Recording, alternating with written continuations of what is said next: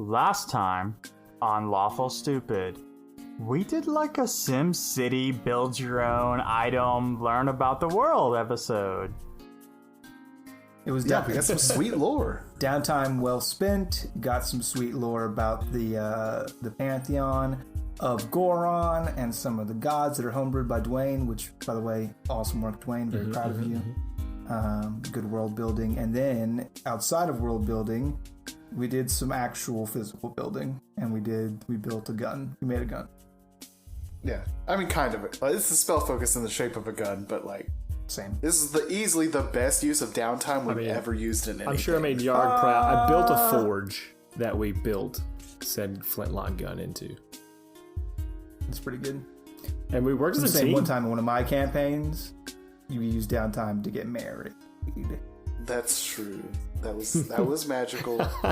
And I retract my statement only But now slightly. he looks way more like a pirate, so it's like... Yeah, now I'm good even point, more good point, pirate. good point. I Yeah. can show off to the pirates. Like, hey, pirates, look what I got. Made it, thanks. But yeah, Maybe that's what happened. the pirates will want some, and we can just quit our adventuring life, and we'll settle down, and we'll make these for pirates. Oh, I kind of can't do that. I have to make a story, or Win will probably tear my soul apart or something. It's a good story. Story about the greatest, about Sir Smith and Sir Wesson. We all change our names. I am Sir And. Nice. Right, so you guys spent your combination of days talking about the gods and the lore and building this arcane focus in the shape of a flintlock pistol. And I think you've obviously tested this out at some point during the downtime, and you're able to cast basic spells through it. And really all your spells, right? But you only notice like the enhancements on your Eldritch Blasts and your cantrips.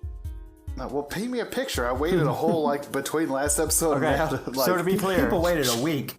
So to be clear, what his arcane focus gives him is +1 on spell attacks, right? And that's all spell attacks. He just doesn't happen to have a whole lot of those, actually. So you build this gun, and I think when you guys finish building the flintlock, and it cools, and it's late, the forge is still in embers, and you guys build a fire, and kind of have a moment to yourselves, right? You've been fighting monsters.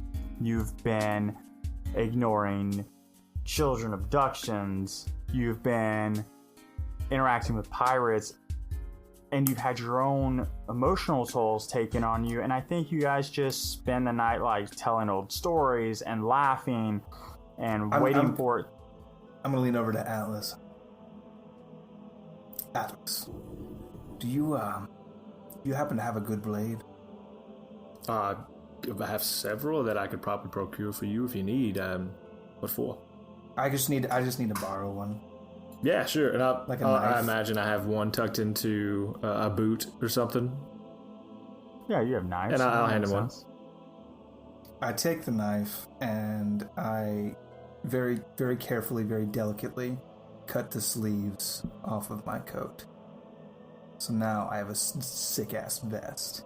And I take off, as you guys may or may not remember, during episode 7, Tinker Hell, I found a robe of the Arcanist. It is blue and has stars on it, and I've been wearing it the entire time, and no one's brought it up. And it has not benefited me at all, so I'm going to take that off. I'm going to fold it up neatly. I'm going to stow it in my bag along with these sleeves. I'm going to hold on to those.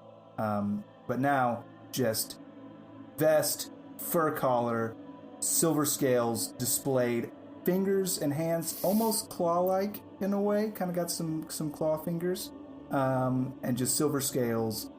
Nice tight body, not super muscular, kind of lithe. Like a swimmer's body. Like a swimmer's body. Very smooth, silver scales.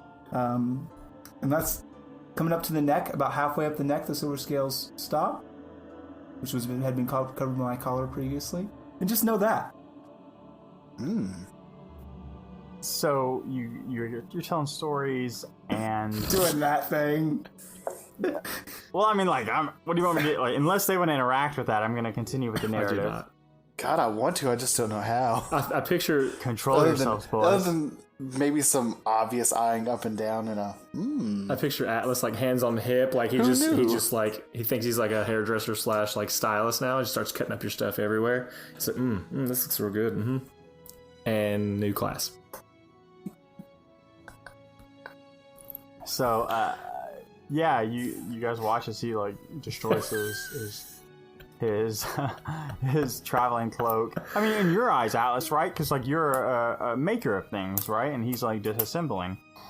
So you guys tell stories, right? Like you tell stories of silence, like the good ones of maybe your dad, or like folk tales, or maybe songs or whatever. And you like, especially being around pirates, like you're more reminded of pirate songs and pirate tales, and like the times you got like super smashed and only remember bits and pieces of the story, but don't worry, you had to be there, right? Like, and then Atlas is like telling stories from battle school, and you guys are just like, if your characters don't do this, that's fine. I just imagine this is like the first time in a long time you guys have had a chance to like bro it up, let loose. Yeah. I just for reference, Christoph at least is gonna share pretty much all the things that have kind of gone unspoken. So like we haven't really had, so we've known each other for like a month, 2 months now, but like we haven't really had a lot of time to sit down and unwind like this. So like the vision that Wynn showed me in the chess game, and then like,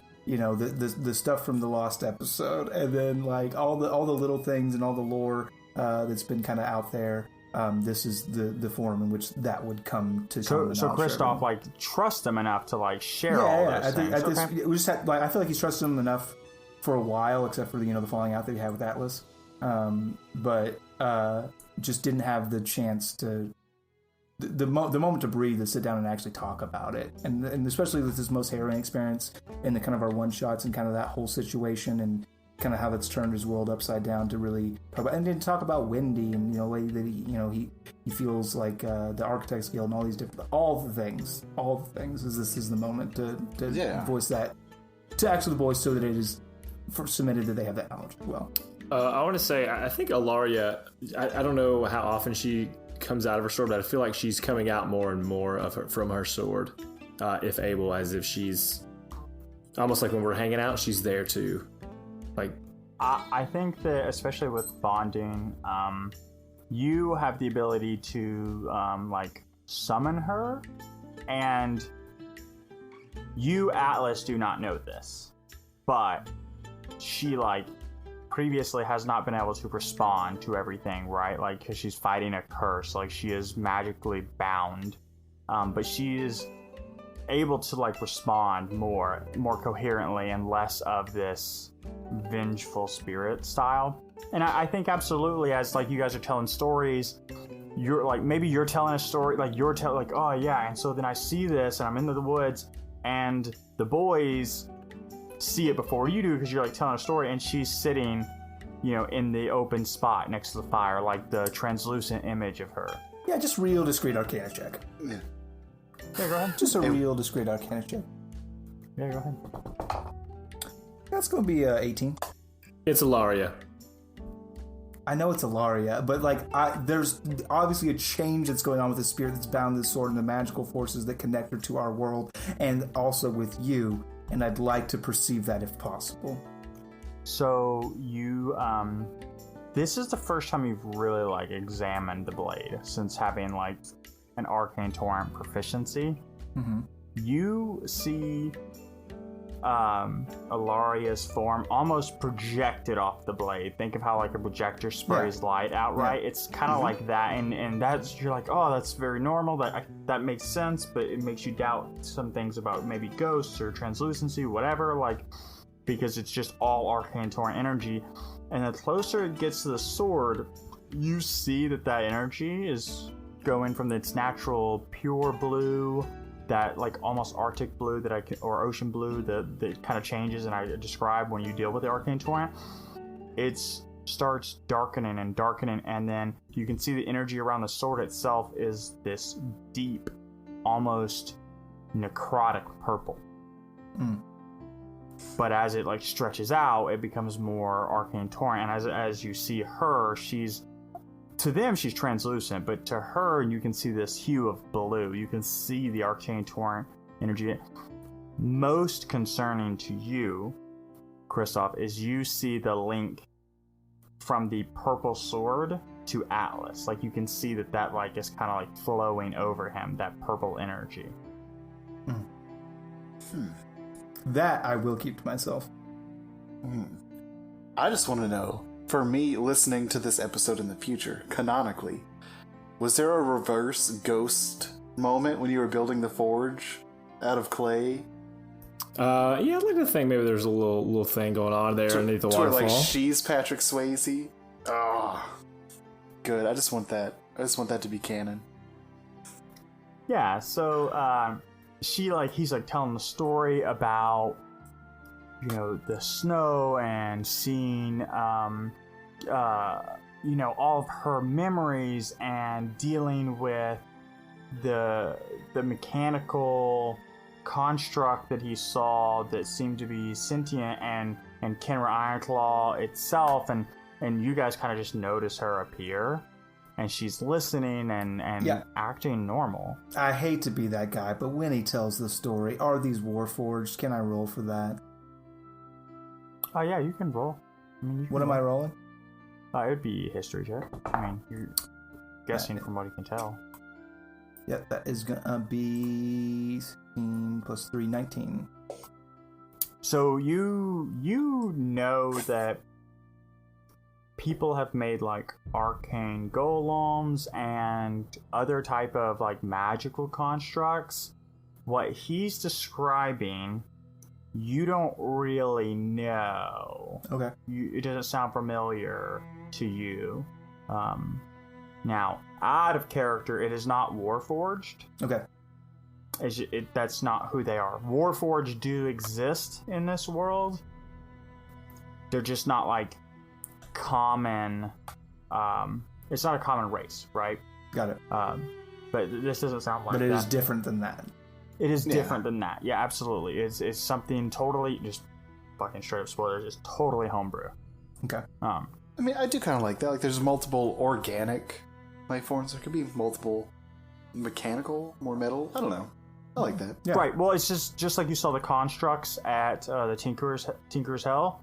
Like, they're closer to that than they are Warforged. Right. They're while they're sentient, it's very much a more rudimentary style. Like, if you listen to episodes like talking about glass for eyes, and like if you've seen like the custom art or the concept art for Warforged, they're definitely more like put together. Kind of. So yeah, I think Ilaria is listening, and I think maybe she tells a story of her past, like a story of her and her dad, of what she can remember of him when she's like a small girl playing in a field, and she's like, that explains that that's one of the stories that helps her keep going, right? Like that and her bond with Atlas and stuff like that. Oh, I definitely smile at the thought of a ghost story as I'm trying to memorize this. Yeah. Oh, I got the best ghost story. Is it scary? No. It's a story that a ghost told me.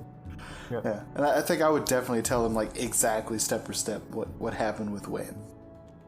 Okay. So you guys describe meeting Wen and his giant stature and shrinking and what he showed you, and his displeasure of you like not taking care of his artifact, and that him like still trying to like set you on this path of telling a good story. Do you tell them about your actual bond? Oh, I got everything. Complete honesty with him, packed and everything. Okay, so he unloads that like at some point Wen is coming. He's coming to collect, and Rowan has essentially agreed to do what he believes Wen would want. I mean, I know that doesn't sit super well for Kristoff. Last time he was given a straight up do this or don't. So like that could be problematic for the future. However, there's a difference between indenturement and a good deal. And considering how he froze those beasts in the cave, I'd say that was a pretty good bucking deal. It was the only out I saw at the time. I don't know if it was the good choice. Just the choice I made. We'll deal with the consequences together.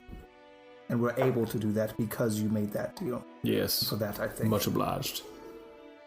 Exactly, and I think it only fair to share it with you since he showed us together. I feel like we work better as a team. And that this might end up being something we face together. And I want you to know, if you hang around, that could be something in our future. But if it's in our... If he wants a story, it'll be our story. And I don't assign my name to C+ fucking content. Exactly.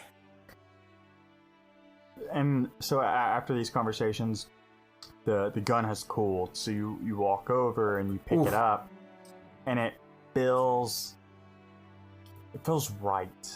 It feels like the perfect weight. And I think you pick it up and you raise it chest level, as you saw, because you guys aren't familiar with guns per se. It's not like common, right? Like you have seen them. Ominous. You have seen them, and you have certainly seen the Reclaimer use it, and so you raise it chest level. Oh, hold on. If I may, Atlas, give me a hand with something for a moment. And I turn with Atlas, and we go over to where the creek is, and we're kind of crouched down for a second, and we've made a crude, together with our powers, we've made a crude doll in the likeness of the Reclaimer out of this creek life. And Atlas, if you want to do the honors. Oh, I would love to. Pull! And I just toss it straight up. I reach and fire. You aim and go ahead and roll a performance check. I'd rather do that than... Oh, a performance check? Yeah. This is like... It's not really about anything other than like being sportsmen. Oh, dog. I know what bards are good at. That's a 25. Woo. So, almost out of instinct, you swing your hand up, but you don't really know what you're doing. You're used to like using your hands, and it goes further and further until it just clicks, and you kind of look at the boys and just pull. And it explodes. These two Eldritch Blasts like fire out and twirl and smash this thing apart, and you bring it back down, and you can just, Kristoff more than anybody else, but you can see the tendrils of magic like coming out of the barrel, and like gun smoke. Yeah, and you I can't stress enough that while it feels so right, it definitely feels very different, because you're normally using your fingers and your hands to like meld this spell, and now you're just kind of willing it into existence through this focus and this style of focuses that you normally focus to an instrument. I wanna try where I pull the trigger with my middle finger and use my index finger along the barrel to get like a little of that finger action and feel more natural. You hold it that way. There's no trigger on this, but you hold it that way. Well, there's like an air quoting trigger. Well, there's somewhere for you to like slide your fingers in there for grip for sure. I'm just saying, like, to be clear. So yeah, you do that, and you feel the balance almost kind of like restore itself, because you're not trying to hold something that's barrel heavy. You have this steadying mark, and your hand feels better open.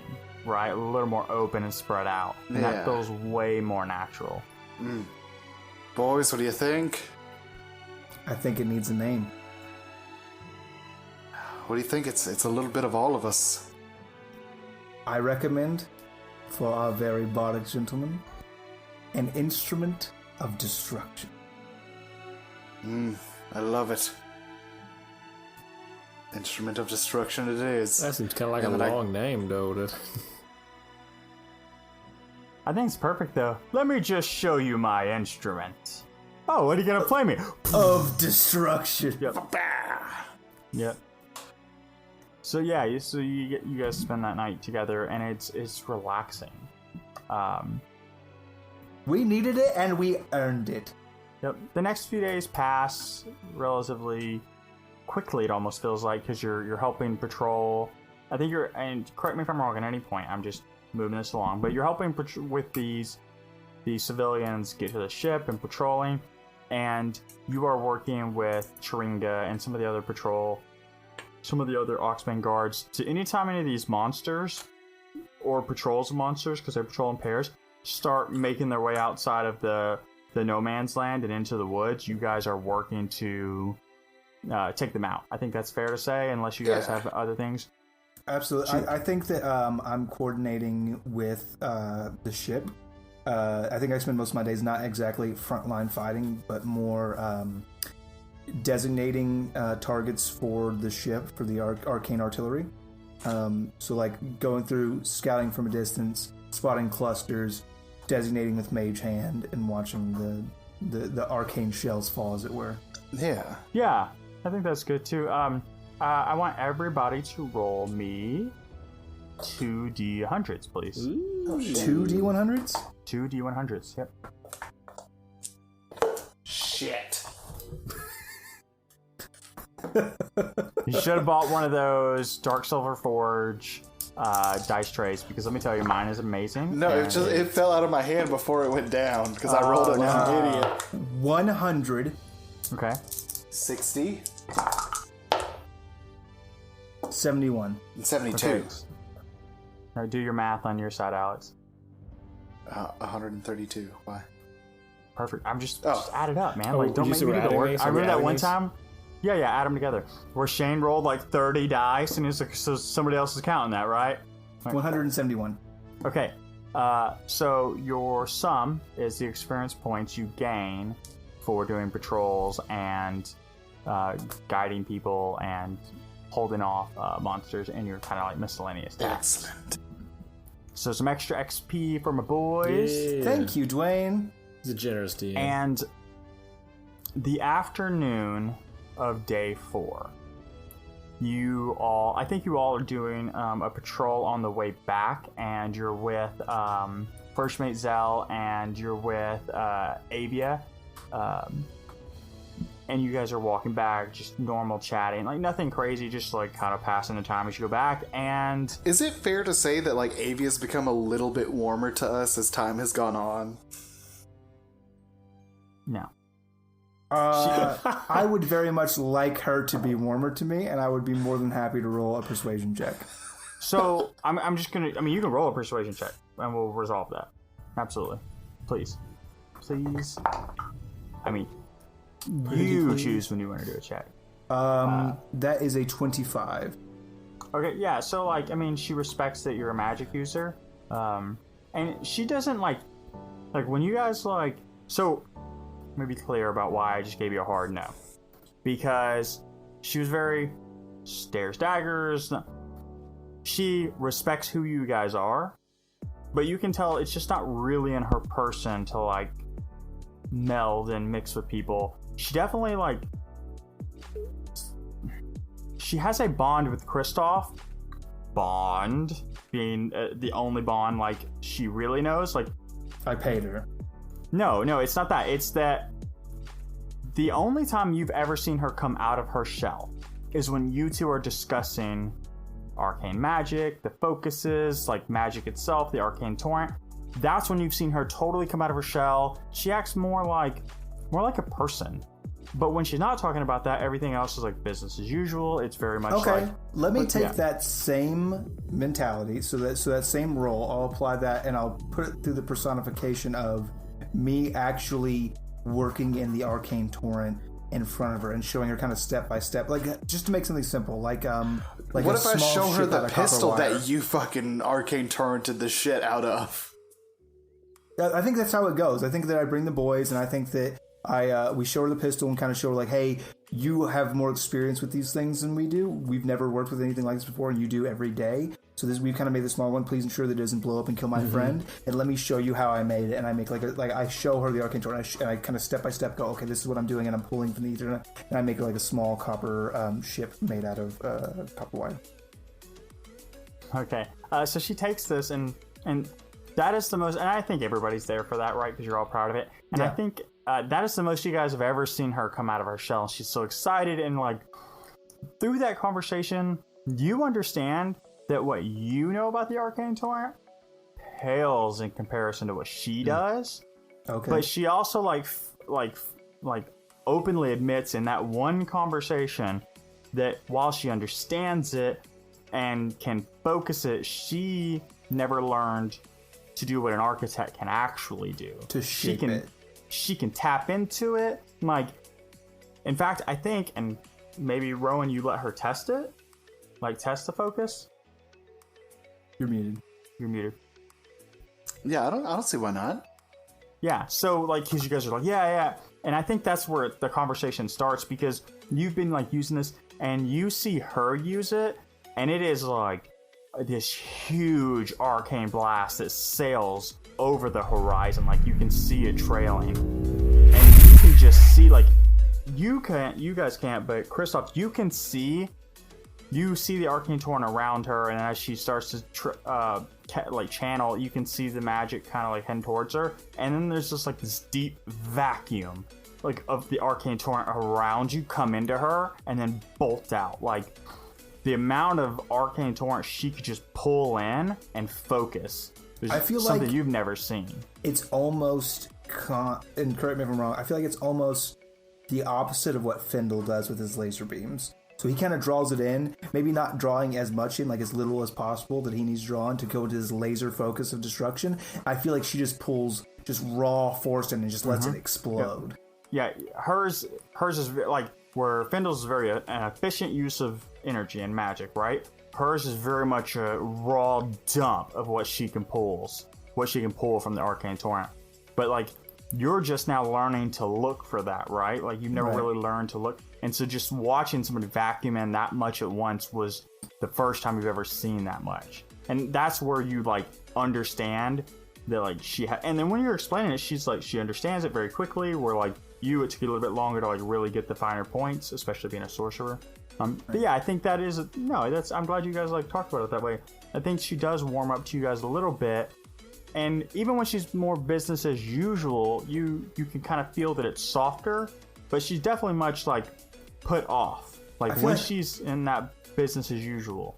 I feel like I'd probably pull her aside a little bit. Okay, yeah, please. You're very, very talented. And you know this. Do you do that off of your big conversation or just another time? Off of the big conversation. Okay, yeah, so she's still kind of loose, and she says, she kind of laughs, and this is the first time really you've seen a genuine laugh out of her out of the 4 days you guys have been around her, and she says, I really am. You could take this talent could take you anywhere that you wanted to go. You could do...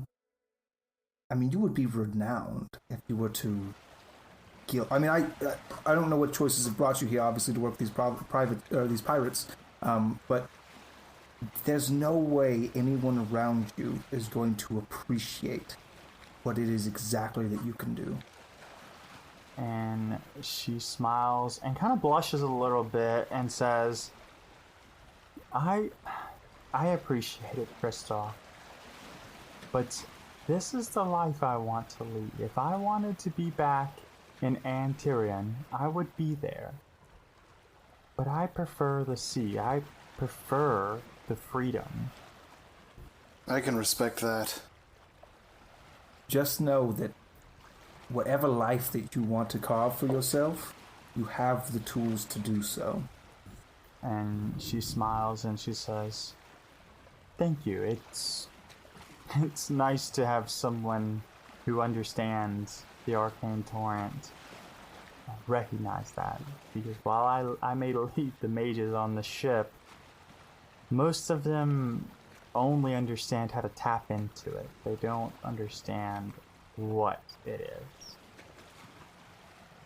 is. It could be yours for the shaping and the taking, if you ever decided that was the case, but I want... of course I'm not trying to sway you to this. I understand that you have your place, and I respect that.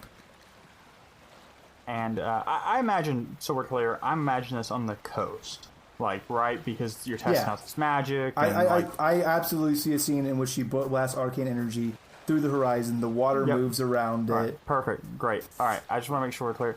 And she, when you say that hits home to her, and she reaches into her pocket and she hands you a small, blue coin. And she says, if you ever want to talk after this is all over, just put the torrent in that. I take it in two hands. I take it, and I thank you very much. I will do that. And I take it and I put it inside of my vest, not coat. Are Atlas and I close enough to hear this exchange, or have they walked ahead? No, of I us? think Kristoff pulls her aside. Pulled her aside. Yeah. I mean, I'm not saying you can't take a perception roll. Yeah, you can do whatever you want to try and hear it for sure, but I don't think he did that within earshot on purpose. You would not openly hear it if you were trying to hear it. You absolutely. I would respect his privacy enough to not try to listen, but I would definitely be like, "Look at those two, Atlas. What do you make of this?" Kristoff and Avia sitting in a tree. What are they doing in a tree? I don't know the next part. I just know that first part. That's adorable. SPELLCASTING. That's what the elves call it. So yeah, I'm glad we took that detour. That actually is a little rich enhancement of some of the NPCs in your relationships. Yeah. So, Ships. D&D 2.0. Nice boys. Nice. Well, I mean, what happened last time? We were nice boys. Yeah. Now there's monsters everywhere. Anyways, You're guys... right. Never mind. I murder her. I fucking snap her goddamn neck. I murder her. Yeah. Take her fucking money. So, you guys travel from the beach back towards the cave, and it's on this journey from the coastal line back towards the shanty town, which is now much thinner, right? It's of able-bodied men, it's of soldiers, it's of people who can be useful to what you guys believe is the next coming battle, right? That's so people on the ship. The ship is... It's kind of less like a shanty town and more like an encampment. Garrison. Yeah, it's an encampment, right? And you see Kristoff before anyone else. You see this pile in the distance, and her golden hair is braided back and wrapped into a bun, and she is wearing this half leather armor over some robes, and she's wearing glasses, and as she gets closer, you see Wendy Starspray. Mage Hand is already out, by the way. Mage Hand meets her 30 feet out, grabs her hand in the Mage Hand, lifts above her head, spins, and by the time she's spun around, Kristoff is there, and I pick her up in a big hug. Wendy! Yeah, you run up, and she says, Kristoff, it's good to see you too. So, I think I missed a few things. Mm-hmm. And you see behind her an army. A battalion of troops. You see a mix of orcs and humans and elves and dwarves, and you see trolls, and you see and these stick out more than anything else, Goliath, a couple Goliath, and you see 2 or 3 Treekin, which we kind of talked about several episodes ago. And all together, it's probably the mix of maybe 200 to 300 bodies. And they're like, and you're not really sure the count because the way they're marching, they're not marching wide, obviously, because they're marching through the woods. But you see the mix of the colors of the Arcanist Guild. You see people from the Anvil Guild, and you see them mostly in blacksmithing armor with like chainmail thrown over them and big heavy weapons. You see lots of people from the Guild of the Red Sun, denoted by their cape red or their capes everywhere. Yeah, or their or whatever their like ornament of choice is, and you see opposite of them, right, in their red and white, and it's almost like they like purposefully put the rest of everybody else in between them. It's the Guild of No Core. And then you see you also see people in like wild kind of garb, right? Leather and furs and like more basic weaponry, more savage, and that's, you know, that to be the Guild of the Hunt.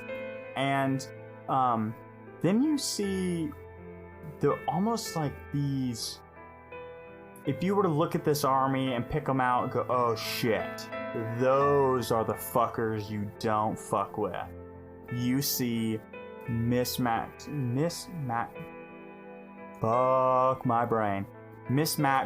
setups of people from head to toe plate mail to people in very standard leather or cloth armor, but with wicked weapons and designs.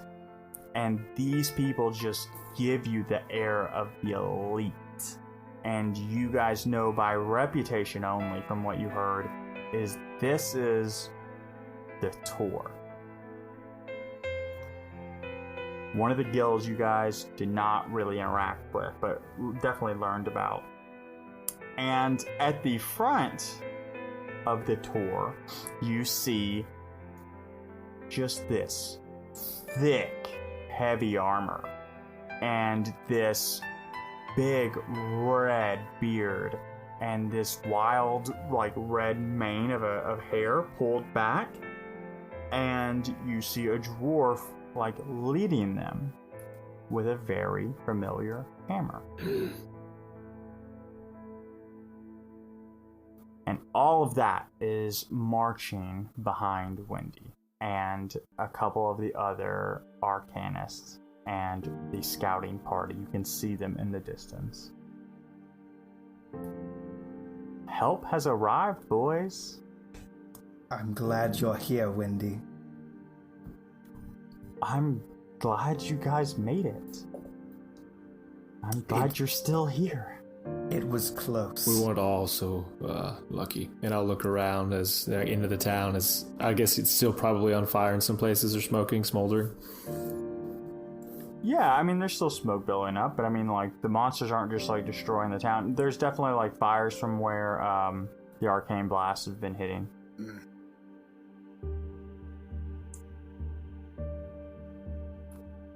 Yeah, and so she says, do you already have a plan? Who's leading tactics on this side? It would be important for you to speak to the Magistrate. Is Ambassador Shear here? No. We thought it best that she lag behind a day with a guard, but we weren't sure what we were going to be coming into and thought it best to keep non-combatants off the front line. That is fair and just. The Marfis have been aiding us in keeping as much as we can. We've taken as many refugees as possible to their ships, which are just off the coast of Oxbane. In addition, we have been bombarding using their arcane artillery to keep the beasts at bay from our encampment. Led by the Magister, who survives, luckily. Our number one objective is to get, and I pull from inside of my vest, this key to a gate that lies within the depths of the castle, to a door to lock these beasts out. And as you tell her about the pirates and the Murphys, immediately her brows are like arching in a very skeptical manner, and she says, even as you're almost talking, pirates, Kristoff. They have and been you invaluable. see First Mate Zell, and I resemble that fucking remark. Avaya kind of head in their direction, and she sees them approach, and she says, I mean no judgment. I just don't know what pirates are doing this close to the coast, considering the arrangement, but that's for another time, I suppose. Any port in a storm. Yes, I suppose. And then you can see Avia not loving that, right? Like being called out for just being a pirate, not cool for Avia. Their intentions have been entirely noble. They have taken our sick, they've taken our women, our children, our infirmed. If anything, they deserve a reward, not reprimand. And Wendy kind of shrugs and says, honestly, not my circus. Understood. And she looks at the key and says, so, we gotta get that in a door, huh? Where's the door? Through the besieged town, into the castle, into the depths, through a door, large cavernous area, stone bridge, big bad door. We've seen it directly.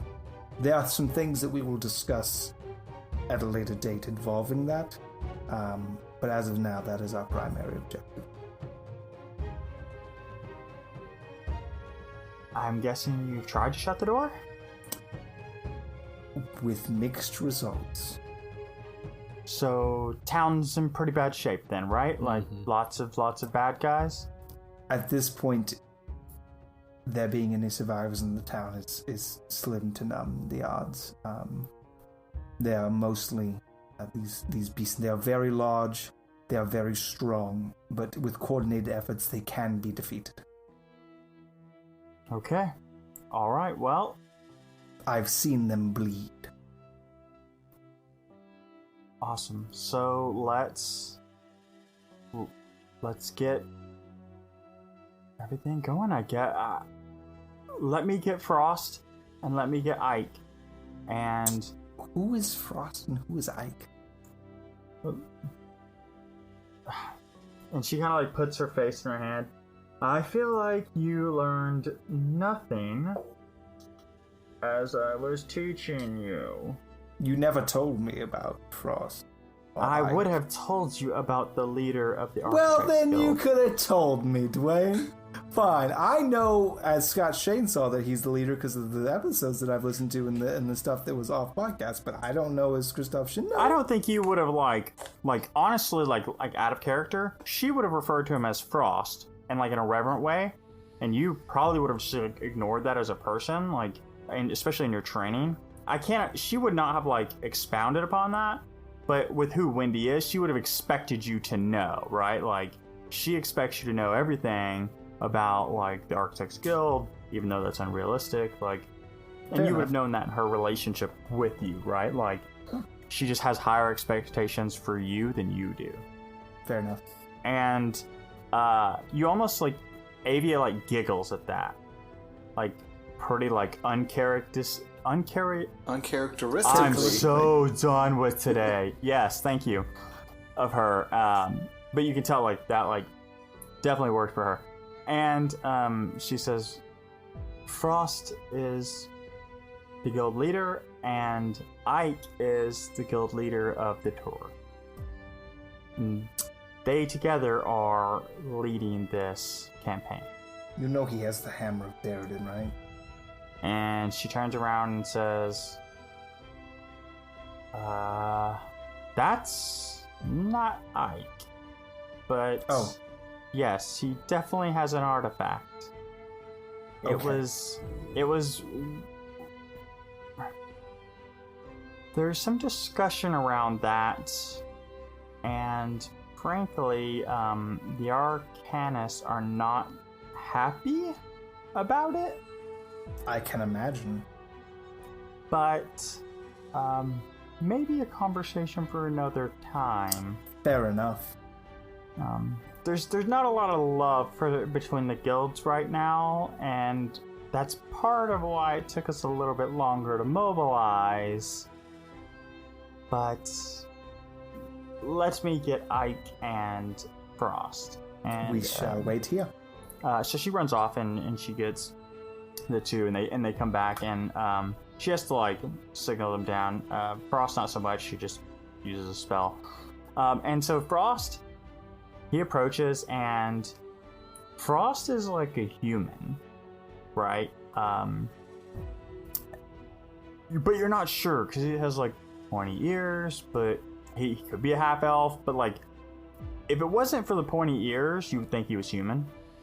And he's got, glacier blue hair. He's got thick blue robes. Courtly bow, hand scrapes ground. He nods to you. And he's got, like, his eyes are the color of the Arcane Torrent. And Ike approaches, and Ike is a Goliath. And he,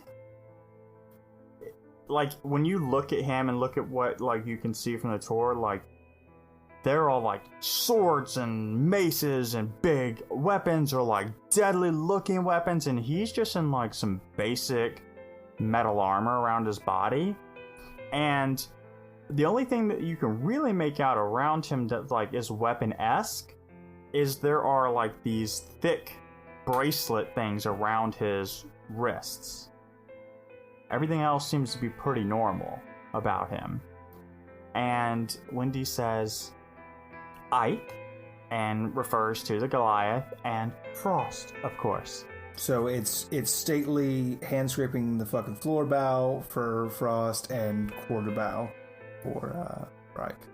And boys, do you guys do anything different, or are you guys? I beat my chest to Ike, knowing the Goliaths are more about strength and power, so the bow means nothing to them. Yeah, I'll give him a tip of the hat. yeah, that's good. Yeah, so you guys all do your own kind of greeting. Avia and the first mate don't really acknowledge the fact that they're anything other than people walking up. And know that Ike, because you're what, 7 foot tall, right, Atlas? 6'6". Isn't that where you're? Yeah, 6'6". Ike stands a foot taller than you. He's about 8 feet, and he is massive. Yeah. And he kind of sees you pound your chest, and he looks down, and he just smiles. You like almost like that, like it's just a grin, like a oh yeah, but like it's in the way their warrior would. Like there's respect there, but it's like you can tell it's like you've got a ways to go kind of grin. Like oh, that's cute. That's cute. yeah. And Ike looks down at you, Kristoff, and says, "Where's the commander?" Right this way. And I lead him to the cave. And he signals for a couple people to accompany them. And so Wendy comes, and 2 other soldiers guild members of the tour come, and they're like decked out in some crazy armor. And so you guys go to the cave, and you go to talk to the Magister. The Magister. All right. So you everybody roll me perception checks as we go through the cave.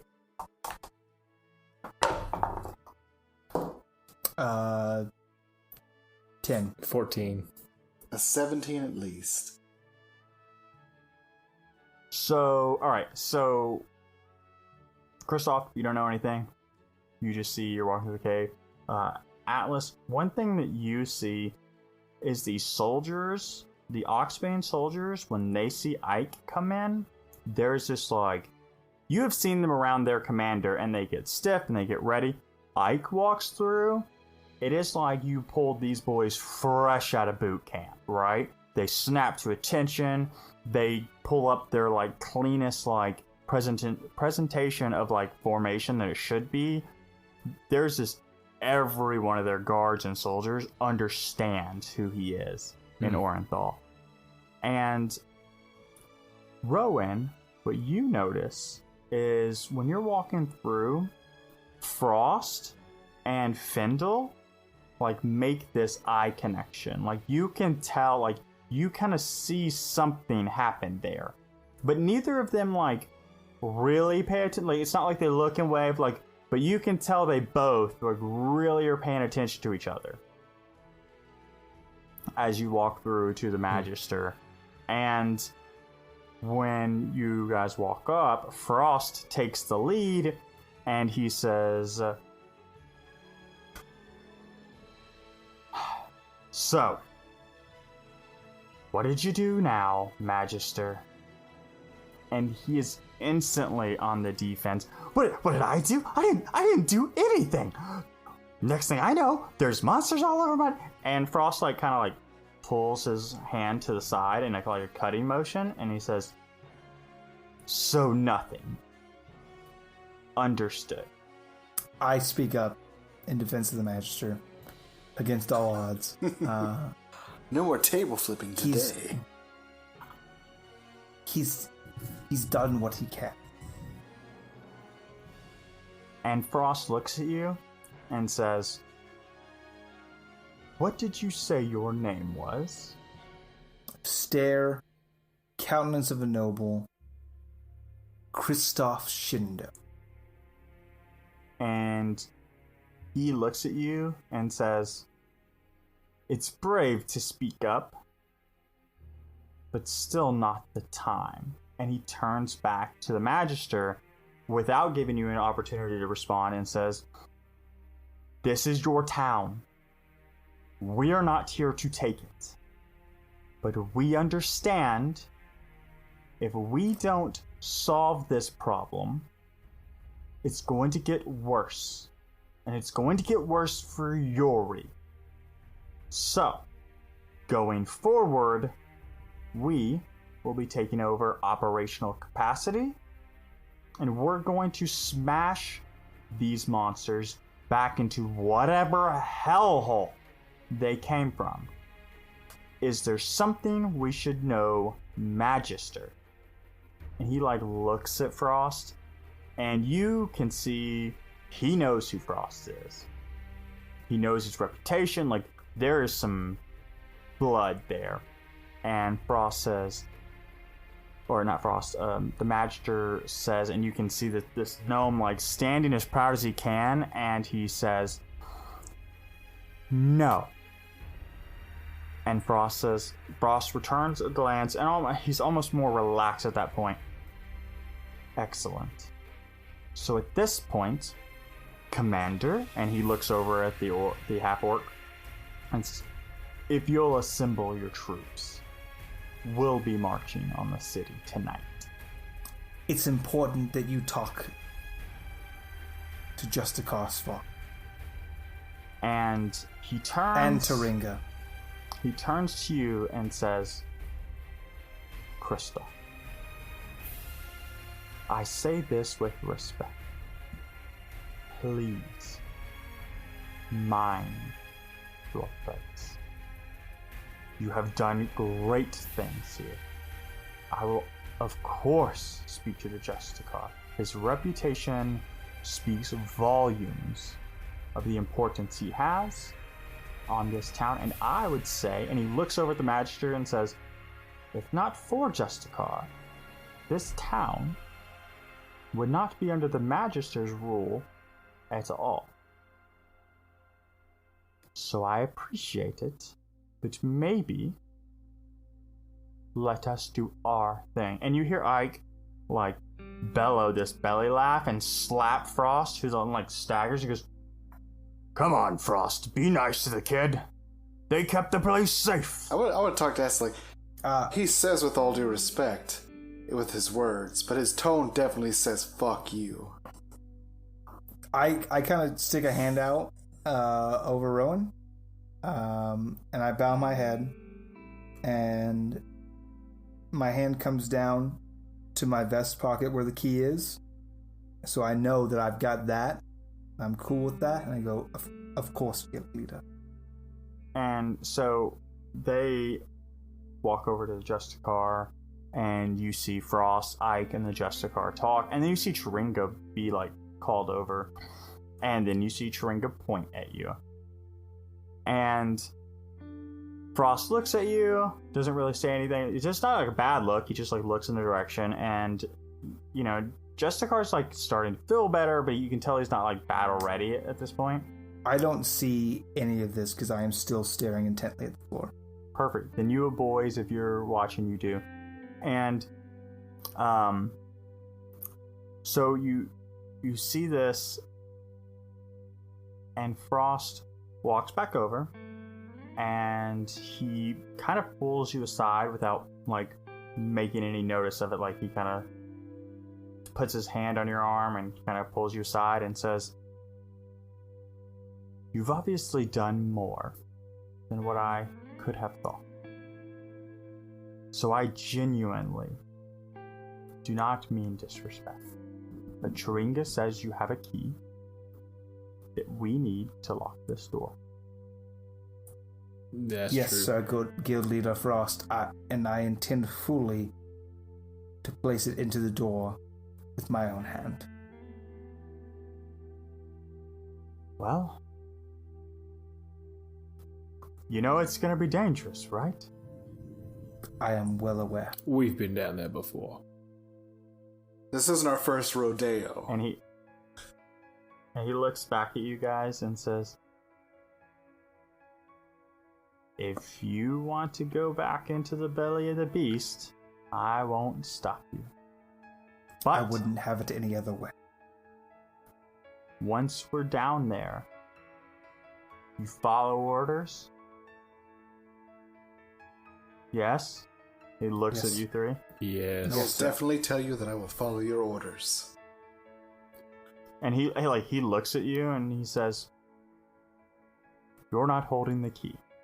I'm not really worried about your safety if you're going to act like a child." I'm well taken care of. And he looks at your loot and smiles and says, "I'm sure you are." And he looks at you boys and says, "Okay, well, I will get everyone together and we'll march soon." And he turns and walks, and him and Ike walk out of the cave with Justicar, Spawn. And again, Rowan, you're looking for this. You see Findle and him and Frost like eye each other. Hands on both the boys, bring into a huddle. Thank you. Of course. For what? I genuine for your discretion. We're going back. And when we do, we will ensure the good people of Oxbane are well taken care of. We need their aid. Don't get me wrong. We need their aid, absolutely. But as long as I have this key, we ensure it is our duty, not theirs, our responsibility to ensure that this mess is cleaned up. It will be. You got it, boss. And so that is where we will end the episode of you boys huddled around each other in the middle of this encampment, discussing your pledge to Oxbane and pledge to shut the doors. That was a good one. Yeah. Yes, And I agree. And I'll say this in the outro, despite it being super late, I really want to do another one. It won't be an hour long, but I really want to do another one because there's content that I want to get recorded real bad. Lots of whiskey. Let's do it. What say you, my boys? I've got I that think much it's really- time. All right. I don't know what that is in measure of alcohol, but that's okay. So quick outros, and we'll do for speed's sake. I'm going to let you guys go and do your thing. I don't have anything to say. Do your roll, other than I Shainsaw. love you guys. Do the humanity roll while we talk about how much we absolutely love every single person listening to this and how you make our lives complete. Kyle Pinder, here you go. That is with advantage. That is $15 to our. Well, once again, help one of our own. Help. He's another DM. He's another player. He's part of this community, part of the beating heart of this community. You'll see the link. If you can give, absolutely, please do. $15. Thank you, everyone. And of course, review, like, share, and join Discord. Most importantly, join Discord. We absolutely love talking to our fans in Discord. But we're going to cut this one real super short because we want to record another episode, and the night is burning. So, Bye. Bye. Bye, we love you. See what happens next time on Dungeons and Dragon Ball Z. we are storytellers. We are creators. We are gamers. We are dreamers. We are players. We are players. We are players. We are DMs. We are nerdsmith.